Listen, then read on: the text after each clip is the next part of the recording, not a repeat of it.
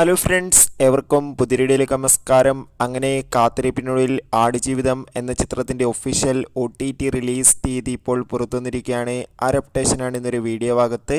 വീഡിയോയിൽ മുൻപേ video like ചെയ്യുക, ചാനൽ സബ്സ്ക്രൈബ് ചെയ്യാൻ വേണ്ടി ശ്രമിക്കുക.